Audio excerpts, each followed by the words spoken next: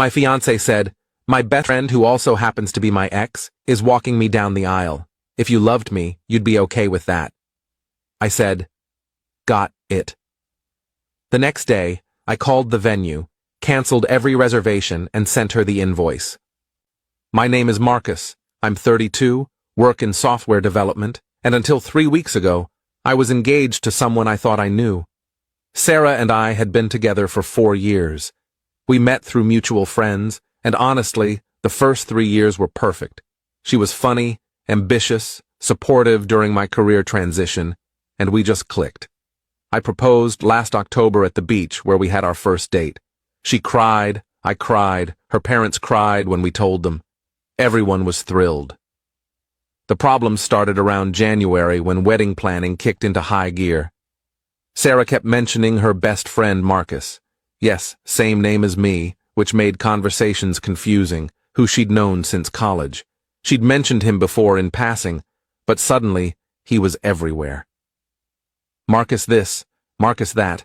Remember when Marcus and I did this thing in Barcelona? One night in early February, I asked her directly, "So what's the deal with you and him? You two dated, right?" She got defensive immediately. "That was a decade ago, babe. We were kids. We're just friends now. He knows me better than anyone." "Better than me?" I asked. "Different. He knows the old me." I didn't love that answer, but I let it go. Big mistake. Fast forward to March 15th. We're at her parents' house for Sunday dinner, and her mom asks about the father-daughter dance. Sarah's dad passed away when she was 16, so this was always going to be a sensitive topic. Sarah gets quiet, then says she's been thinking about it a lot. "I want Marcus to walk me down the aisle," she said. The table went silent. Her mom looked confused. Her sister Lisa's fork literally stopped halfway to her mouth. "Your friend Marcus?" her mom asked. "Yes, he's been there for me through everything. Dad would have loved him." I kept my voice steady. "That's usually a family role, Sarah. What about your Uncle Jim, or your mom could walk you?" "I want Marcus. This is my wedding, and he's the most important person in my life besides you. Besides me. Not after you or next to you. Besides." We drove home in silence. I was processing, trying to be understanding. Maybe this was grief. Maybe she needed this closure. That night in bed, I tried again. "Sarah, I need to understand this. Your ex-boyfriend walking you down the aisle sends a really specific message to everyone there." She sat up. "Are you serious right now?" "This is exactly what I was afraid of. You're jealous of a friendship. It's not just a friendship when he's taking the role of the most important man in your life at our wedding." "Oh my God." She actually laughed. "You're being so insecure." "Marcus is gay, by the way. He came out 2 years after we broke up. Is that better? Does that make you feel like a big, strong man now?" That felt like a slap. "This isn't about his sexuality, Sarah. It's about what this symbolizes. It symbolizes that I have people who love me unconditionally, not just when it's convenient for them." Her voice was ice cold now. "You know what? My best friend, who also happens to be my ex, is walking me down the aisle.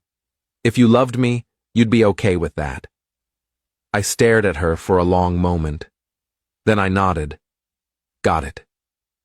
She smiled, kissed my cheek, and went to sleep. I didn't sleep at all. The next morning, March 16th, Sarah left for work at 7:30 like always. At 8:05, I called the venue. The coordinator, Jennifer, answered cheerfully. "Hi, Jennifer, this is Marcus Chen. I need to cancel our wedding reservation for August 12th. Long pause. Oh no. Is everything okay? Just need to cancel. What's the cancellation policy?" She walked me through it. We'd paid the 50% deposit, $12,000, which was non-refundable per the contract we'd signed, but canceling now meant we wouldn't owe the remaining balance. "I'll send the cancellation confirmation and final invoice today," Jennifer said quietly. "I'm really sorry, Marcus."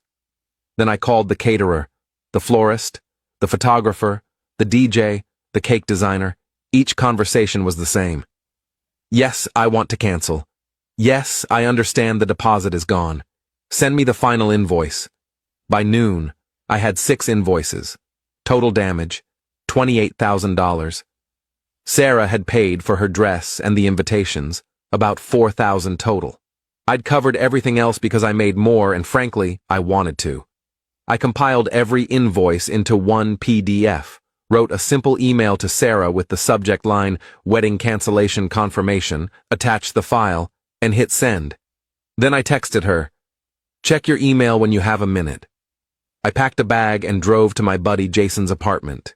He opened the door, took one look at my face, and just said, "Beer's in the fridge." Update 1, Sarah called at 2:17 p.m. I didn't answer. She called 6 more times. Then the texts started. "What the hell did you do? Call me right now. You canceled our wedding? How could you do this without talking to me? Marcus, this is insane. You need to fix this immediately." At 5 p.m., I finally responded, "You told me your ex is the most important person in your life and should walk you down the aisle. I realized you're right. You should marry someone who's okay with that." "I'm not." "Since Marcus is walking you down the aisle anyway, I figured he should probably pay for the venue too. The invoice shows exactly what was canceled. You two can plan something more appropriate together." My phone rang instantly. I answered. "You petty, vindictive child," she was screaming. "Do you have any idea what you've done?" "I canceled a wedding that shouldn't happen." "Because of who walks me down the aisle? You ended a 4-year relationship over that?" "No, Sarah. You ended it when you told me your ex-boyfriend's feelings matter more than your future husband's. I just made it official." "He's gay, Marcus. How many times—" "I don't care if he's gay, straight, or from Mars. You prioritized his role in your wedding over my comfort as your groom. That told me everything." She started crying. "We can fix this. We can talk to someone. Please don't do this." "Are you willing to have someone else walk you down the aisle?"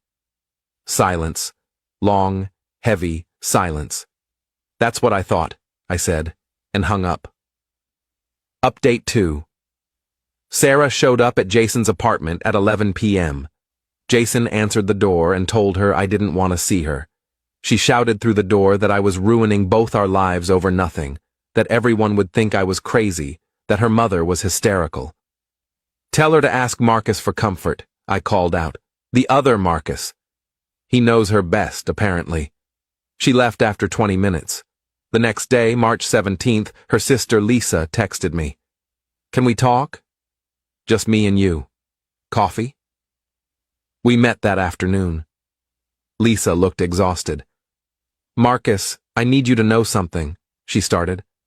"I love my sister, but she's wrong here. Dead wrong." "Okay?" "She called him last night. The other Marcus. Told him what happened, that you canceled everything." Lisa stirred her coffee without drinking it. "He told her he never agreed to walk her down the aisle. Said she mentioned it once, and he told her it was inappropriate, that it would disrespect you and your relationship. Sarah apparently decided to push it anyway, and figured he'd come around." I blinked. "He said no?" "He said absolutely not. He also said, and I'm quoting, 'Sarah, I love you, but you're being delusional. That man was going to be your husband. You don't do that to someone you actually love.'" Lisa finally looked at me. "He's not paying for anything, Marcus. He thinks she created this whole mess. Where does that leave her? 28,000 in the hole and no wedding." Lisa's eyes filled with tears. "Mom offered to pay half if Sarah apologized to you and you guys went to counseling. Sarah refused, said you should apologize to her." Update 3. A week passed. Mutual friends started reaching out. Most were supportive of me once they heard the actual story. A few thought I overreacted, that I should have just dealt with it for one day. On March 24th, Sarah's mom called me. Eleanor had always been kind to me, and losing her hurt almost as much as losing Sarah. "Marcus, honey, I'm not calling to change your mind," she said softly. "I'm calling to say I'm sorry. What Sarah did was selfish and cruel, and you deserved better. Her father would have been horrified by how she treated you. I couldn't speak for a moment. Thank you, Eleanor. That means everything. She's moving back home for a while. Lisa's helping her cancel the invitations. The other Marcus, the friend, apparently stopped speaking to her too. Said she used his sexuality as a shield for inappropriate behavior and he won't be part of it. I never wanted to blow up her whole life, I said. You didn't, sweetheart. She did that herself when she valued being right over being loved. Final update. It's been 3 weeks since I canceled the wedding. I moved my stuff out of our apartment while Sarah was at her mom's. Left my key on the counter with a note that said, I hope you find someone who loves you enough to let themselves disappear. I'm not that person. Jason's letting me stay with him until I find a new place.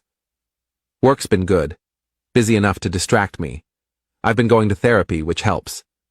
My therapist said something that stuck.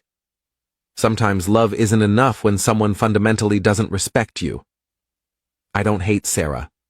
I think she genuinely didn't understand what she was asking or why it mattered. Maybe years of friendship with Marcus blurred the lines for her. Maybe grief over her dad made her cling to familiar comfort. I don't know. What I do know is that I couldn't marry someone who thought my feelings were negotiable, who thought if you loved me was a valid way to dismiss legitimate concerns, who prioritized symbolism for someone else over partnership with me. Last I heard, Sarah's talking to a therapist too. Lisa says she's slowly realizing what she lost, but it's too late.